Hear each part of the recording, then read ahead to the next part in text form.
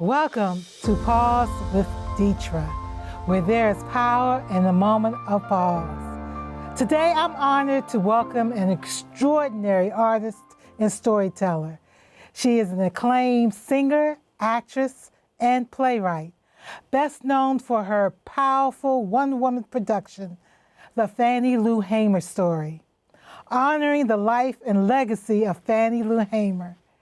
She has used her voice and talents to inspire audiences across the country and around the world. Please join me in welcoming the phenomenal Mzuri Moyo Aimbaye. Yes, it's Mzuri. Mzuri! That's it. Tell us what that name means. It means beautiful heart that sings. Oh, how fitting. Thank you. Okay, digress for a moment. Ladies and gentlemen, boys and girls, I've heard her sing, and my heart just flutters and fly out. Phenomenal woman. Thank you. You are a storyteller, you are a singer, and also you're a director also. What art form do you like the best? I love singing. You love singing? I do. So, I do. which art form were you introduced to first? Singing. Singing, really? In church. Oh, okay. Yeah, in Solid Rock Baptist Church in Paterson, New Jersey. Oh, okay. And so you were a singer first. When did you become an actress and director? When I wrote the Fannie Lou Hamer Story, I had no... That's the first one? Really? Yeah. And I just recently did a show with a West Coast Black theater troupe called, the name of the show was How I Got Over. I was the lead on that show, and it was phenomenal. We had some great singers. And So How I Got Older, that's... How I Got Over. How I Got Over. Who sang that? You know, that's a good question. Maybe the Caravan. Jackson? Mahalia Jackson, probably. Okay. The Caravans, you know. So a lot of people sang it, you know. So, Fannie Lou Hamer, why did you write Fannie Lou Hamer? I saw Fannie Lou Hamer on Gil Noble. Remember Like It Is? Yes, he was phenomenal. And I heard her telling the story how she was beaten in jail when she tried to register to vote. And I was like, who is this woman that I know nothing about? And I decided, you know, I said, I'm going to write a story about her. And look at 25 years later, so many people have been enlightened about the work of Fannie Lou Hamer. And I am proud that I was chosen to do this. Okay, you know, when I first met you, many moons ago, light moons ago. Yes. You were working at, you don't forgive me, but Riverside State Park in Harlem. Wow. That's many moons. Yeah, and I remember you, gosh. This beautiful tall woman, all dolled up. I mean, you know, you came. Those were the days, yeah. my friend. No, you still are, but the transformation that I saw from that person that was coming to me like she was walking the runway to doing Fannie Lou Hamer, I was like, who's this? Who's this woman? You know, because I saw it, they gave a performance when you first started doing it, and I think you directed it as well, right? Back then, maybe, yeah. Yeah, maybe. And it was, I said, she sings, and she acts, and she writes. Yeah. And I said, wow, she has a lot of characters pin up, you know, in you, you know, but I just thought that was phenomenal. And I've been a fan of yours ever since, following you. Sometimes I just type your name. Oh my God, that's so long ago. Type your name in. I said, oh, she's here. I don't even know who brought me there. I think, was it Vosa? I don't know who brought me there to that Riverside State Park. I forgot. So tell us how, okay, you said you had you heard the story through Gil Noble, and you had to write it and perform it. Tell me about the research. Yeah, I did a lot of the research at Schaumburg. I also went to Rouville, Mississippi, met people. I called people on the phone that knew Fannie Lou Hamer. And Matt Jones, who was one of the freedom singers and he was a part of SNCC, and he knew Fannie Lou Hamer, and he used to tell me about her. I used to go to his Monday night meetings at the church there on 90th Street, Coffee House. And I met Matt there, Matt Jones, and Matt was a fan of Fannie Lou Hamer's. Oh, and he told me all these stories about her. And I was taken aback because I had just seen her on Like It Is. And then so naturally, Matt telling me more about her, I was just intrigued. And so I put my heart into doing a story about Fannie Lou Hamer. She grabbed your soul. She did. She really did. She absolutely did. So you interviewed Matt. I mean, you heard his stories. What other people did you talk to? And were they receptive? Well, when I went to Rouville, Mississippi, Fannie Lou Hamer's granddaughter was not receptive. Excuse me. And a lot of people there weren't receptive because people had come there and asked them questions, wrote books, they got nothing. So they weren't that open to talk anymore, you know? And so I had to leave with my tail, you know. Oh, really? Yeah, so some people did talk, but, you know, the person who I wanted to talk didn't, you know, but all of Fannie Lou Hamer's, well, Lenore is gone, and the other granddaughter of hers is gone as well. Really? Oh, I can't say. But they had children. I'm not sure about how many they had, but yeah. So was that the only reason they didn't want to talk? Because I believe that was the only reason. really? Because they felt exploited by other people. You know, people coming there and asking them questions. They wrote books. Nobody got money, you know, and these people are, you know, basically poor as they were when they were picking cotton in the 60s.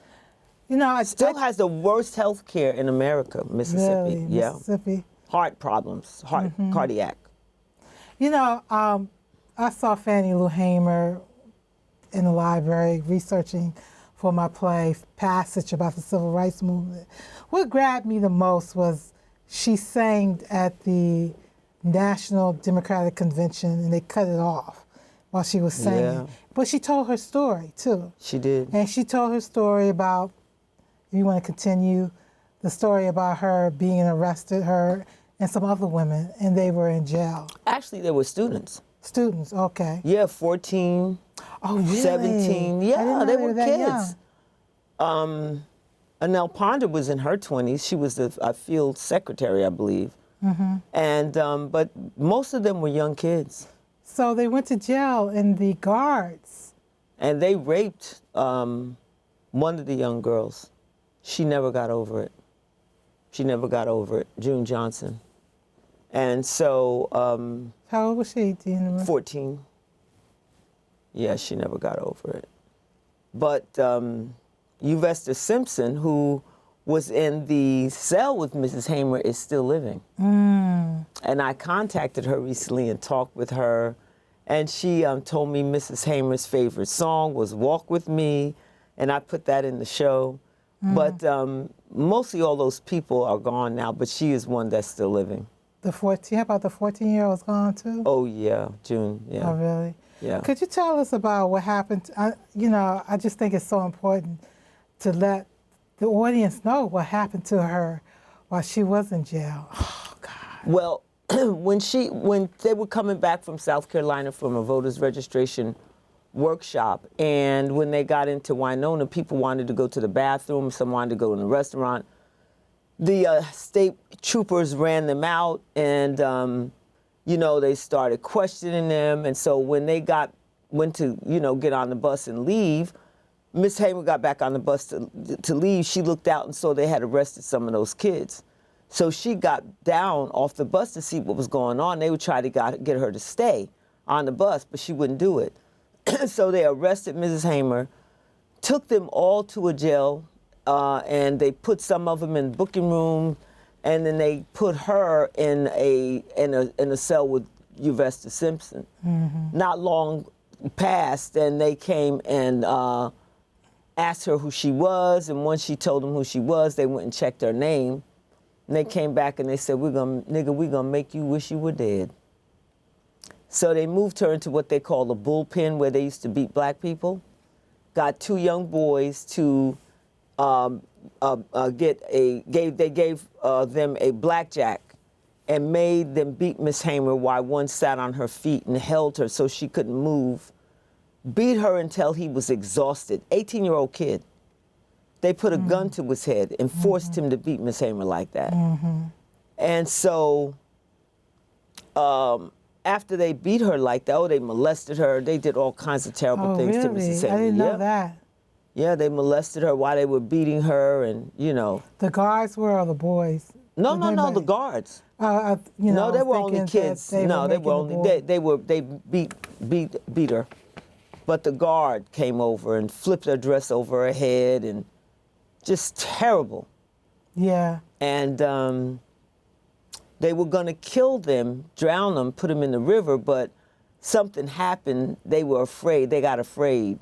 So they changed, their mind. So anyhow, fast forward, Mrs. Hamer told that story at the Democratic Convention, and it caused Johnson to try to get away from the story and said he was going to make an announcement so they could preempt her.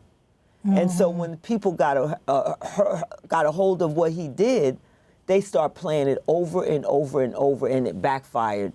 And then Johnson had no choice. He eventually had to pass, the Voters' Rights Act, which they gutted. I understand yesterday they did something else. Speaking of that, how do you feel about that? Well,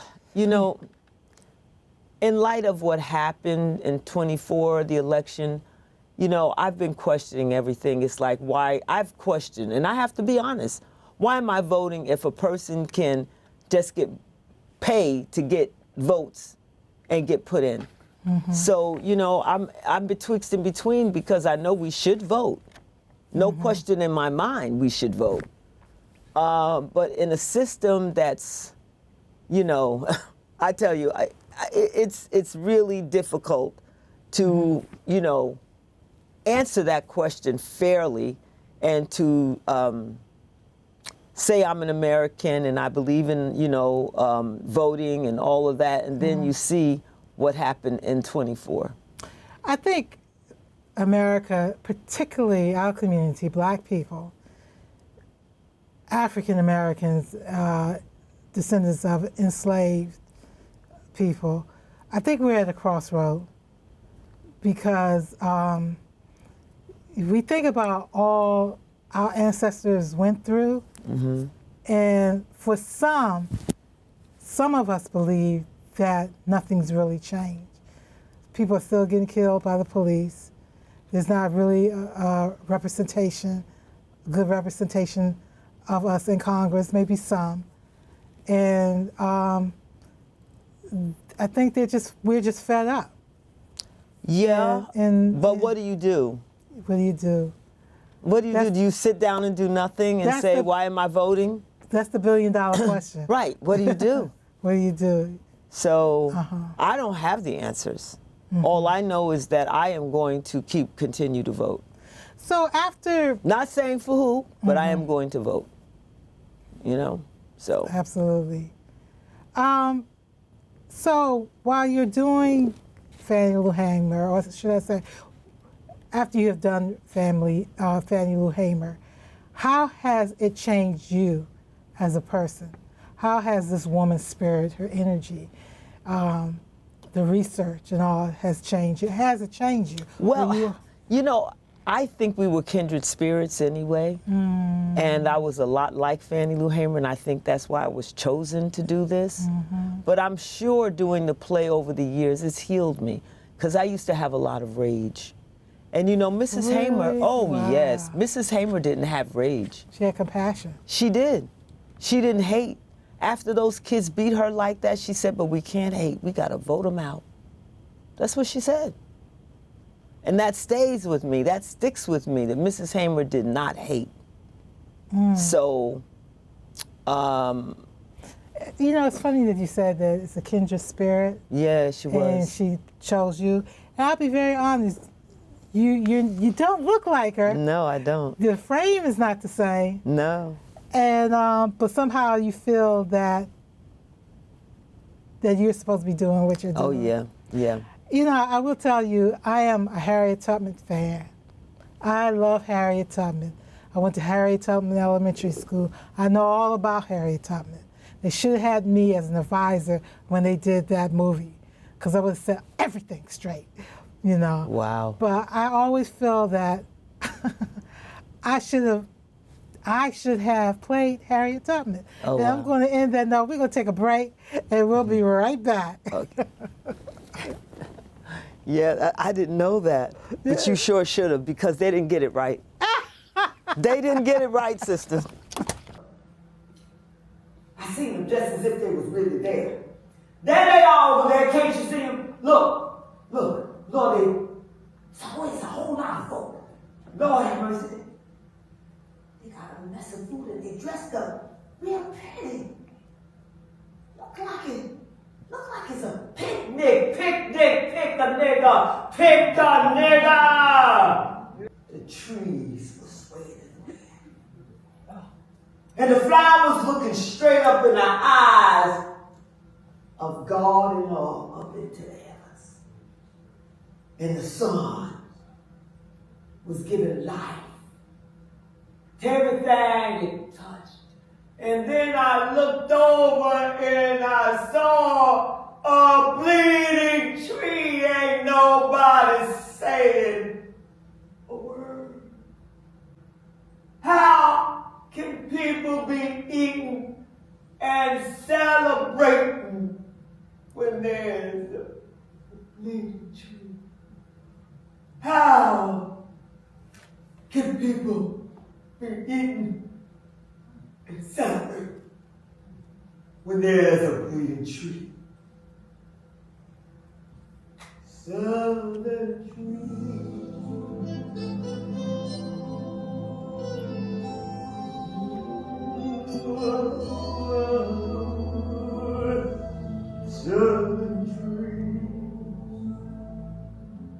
very strange fruit,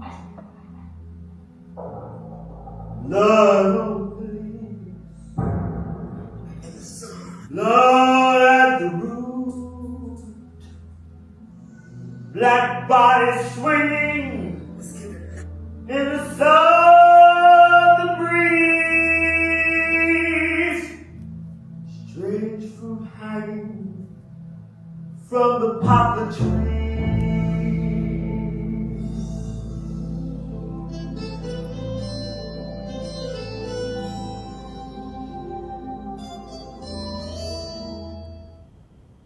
Welcome back.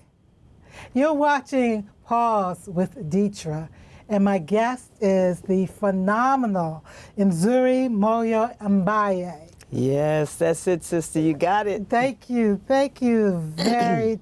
I hear it singing. I hear your name sing, but what does it mean again? Beautiful heart that sings. Beautiful heart that sings. Yes, ma'am. So who gave you that name, or how did you come about? When I was living in France, I had a good friend from Uganda, and he said, "You are not Lorraine, you are Mzuri. You are Mzuri." And so when I got back home, I didn't have a last name. I'd used Mzuri, my only name, for a long time. Then I said to Mtimbezi, he's an ancestor now, he was a professor at Columbia. I said, and he was great, he spoke fluent Swahili. He said, Moyo, Moyo. He gave me that name. Heart. Oh, yeah. really? And then a few, like maybe 10 years later, I went to him and I said, I need another name. And so he said, Aimbaye. Oh, really? Yeah, Mtimbezi. So you traveled a lot with Fannie Lou Hamer and other plays and productions as well. Tell me where you have traveled to. Where I've done the play? Mm-hmm. Oh, Jesus. I've done it at Fisk University. I've done it at, you're putting me on the spot. North Carolina. But you've done it internationally as well? I haven't done it internationally. I Okay. look forward to that. Really? I think you should do that. Yeah, I would love to do it internationally. Right now is the time because, you know, when after the president got elected, you know, they stopped all DEI, they stopped all information about Black history. So I've been out in the cold since 2024. Yeah, let's talk about that. You were working very steadily before 2024. Yes. And now because they got rid of the Well, actually, COVID kind of put a wrench in the mix as well, and so we got over COVID, and then after getting through COVID, we ran into this, the cancel culture in Florida in particular, and quite frankly all over, because I had bookings, and so the lady that was booking me, couldn't get any bookings herself. Yeah, she didn't. She was Really? not getting any bookings. No. So it really hit. People think it was just about, DEI, but it really was meant to hit the African American artists in the pocket. And that is where it hit me. So I'm here to speak out, and so, I am, Let's talk about the activism. Anybody who does Fannie Lou Hamer, Harriet Tubman, or what have you, you're talking about activism. That's right.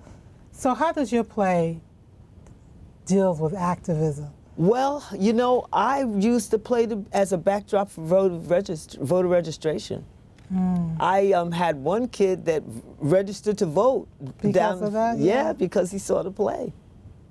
He went and registered, and so the audience came up and told me after, the play was over, you had a kid over there that, registered to vote. So it wasn't a 1,000, but it was one, and that's what Fannie Lou Hamer said. For a handful with a handful, okay? Buy a handful, something like that. But, we have to keep on pushing.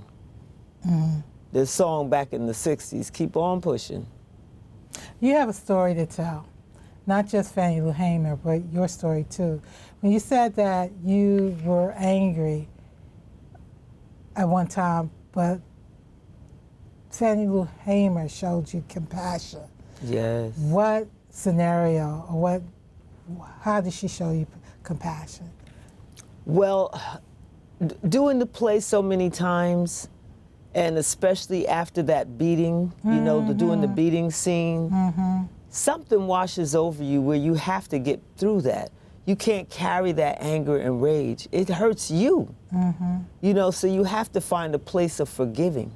Did you ever, you're right, I don't want to brush that aside. You can't carry that. No, you cannot. You can't forgive, but you can't, you can't forget. You shouldn't forget, but you can't forgive. That's very true. Yeah. So you won't repeat it or let it happen again. And that's what it seems like this administration is doing. Getting rid of the black gold in this country. Well, I know he's definitely hurting us financially, the artists, black artists. That much I do know, because I'm one that's suffering behind it. And I came down with an autoimmune a few years ago that has been horrendous. It's affected my skin, and actually now I'm doing a GoFundMe because the treatment's like $1,400 a week.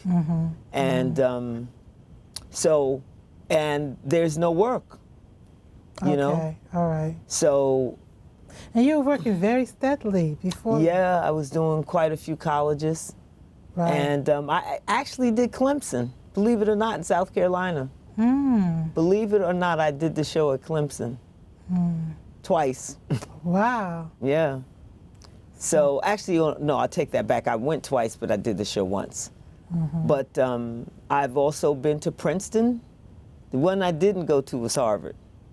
Yeah, I did not make it to Harvard. I did Maryland, University of Maryland. I did, there's so many. It's on my website. Oh. It's over 100 colleges. Well, that's great. Yeah. Okay, now I'm going to put you on the spot. Okay. I like being on the spot. Just saying a verse. I love your voice, and I want the people to Thank hear your you. voice. I really do. That's what kept me, not only Fannie Lou Hamer, you portraying Fannie Lou Hamer, but you're singing, my God. Oh, thank you. It's like, you're coming from the root. From the soul. Yeah, I know I'm putting it on the spot, but just share just a verse or even half a verse. What a difference a day makes. 24 little hours brought the sun and the flowers where there used to be rain. Oh, my yesterdays were blue, dear. Now I'm a part of you, dear. My lonely nights are through, dear. Since you said you were mine. Oh, oh, what a difference a day makes. There's a rainbow before me. Skies above can't be stormy. In this moment of bliss, your thrilling kiss, well, it's heaven when you find romance on your menu. What a difference a day makes, and the difference is you. Everybody clap, please. Everybody clap. Yeah. Thank you. You've done other plays as well. Please tell us. I just finished. I just closed How I Got Over, which happened in Sarasota, Florida at the West Coast Black Theater Troupe. Wow. What a magnificent show. All-star cast. Oh, really? Oh, dancing. The dancing was superb. The singing was marvelous. And the audience loved it. It sold out every night for 5 weeks. And it was the highest grossing show in the history of the theater in 25 years. 26. So, yeah, that was exciting because that was actually my first full play that I've ever done. And I was the lead. It was really... So you played Mahalia Jackson? I played Mahalia Jackson. My gosh. My God. Do you want to know something? When I was a little girl, I always wanted to be like Mahalia Jackson. Do you know my family named me Little Mahalia? Oh. And so when I got this role, I'm like, okay, God, you trying to be funny or something? Here I am playing Mahalia, you know? And so it was perfect. It was really perfect. It was scary at first because I'd never done theater like that with a cast and dancing and all, you know. And, you know, all I knew is Fannie Lou by myself.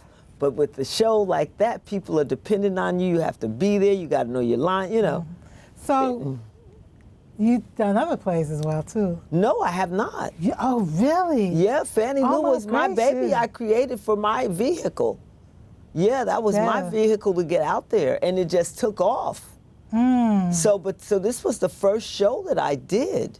Oh, my gracious. That wasn't Fannie Lou, and I tell you, I got standing ovations every night. It was so exciting. Yeah. It was exciting. I would have think you had the best training. I had no idea. Yeah, that's the story. You talking about natural. You talking about black gold.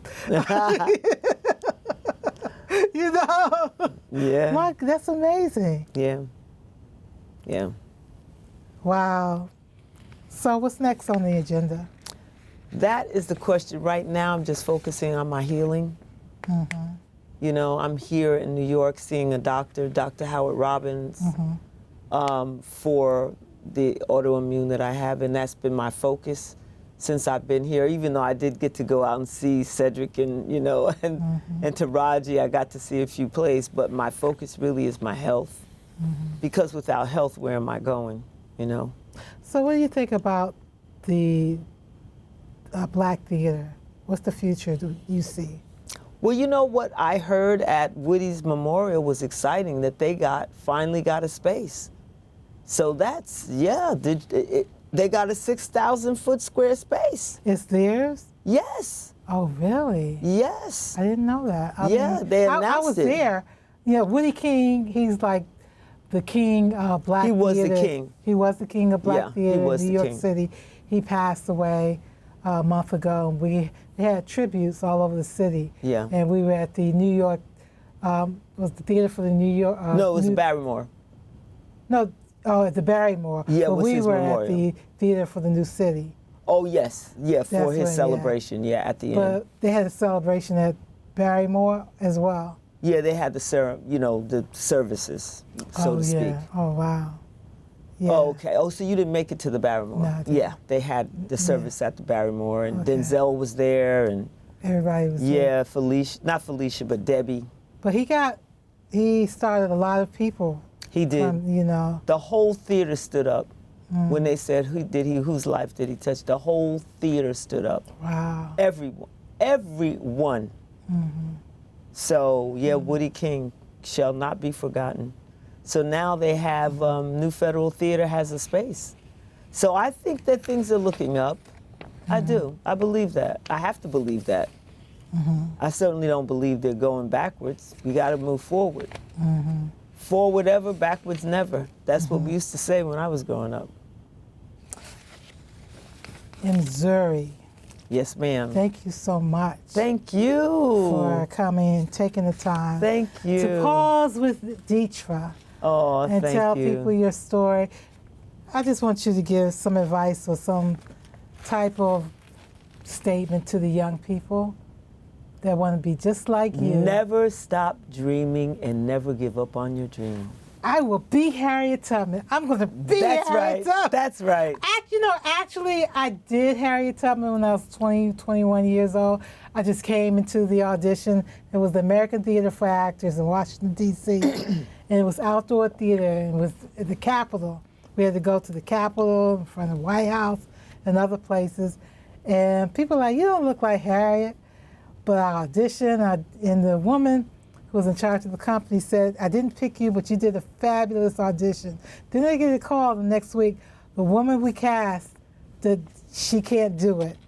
Would you like to do it? What? So my little yellow self went down there. That is amazing. And I did Harriet Tubman, go down, Moses. Way Wow, down you Egypt see when you land. really want something, how God will give it to you. Doesn't matter. It doesn't matter. Mzuri is bringing this out of me, okay? That's my job. Yeah, it is. That's my right? job. To change the world. Yes.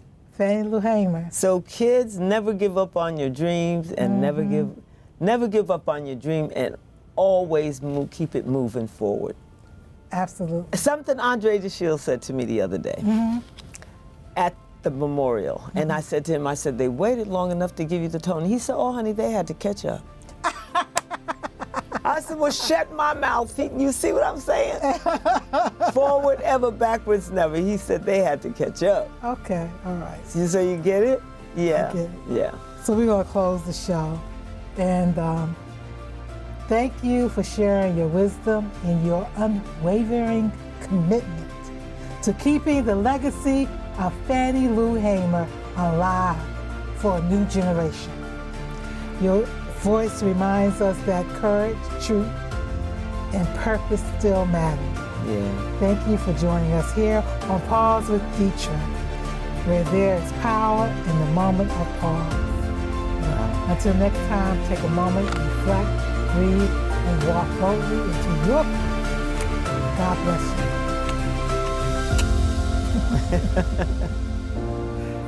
Thank you. Thank you. I appreciate this. I enjoyed this conversation. Yeah, it was wonderful. And I we'll didn't be expect this today. I thought I was going to be in the house all day. But Fannie got you up, girl. You better get on down here. Fannie got me out.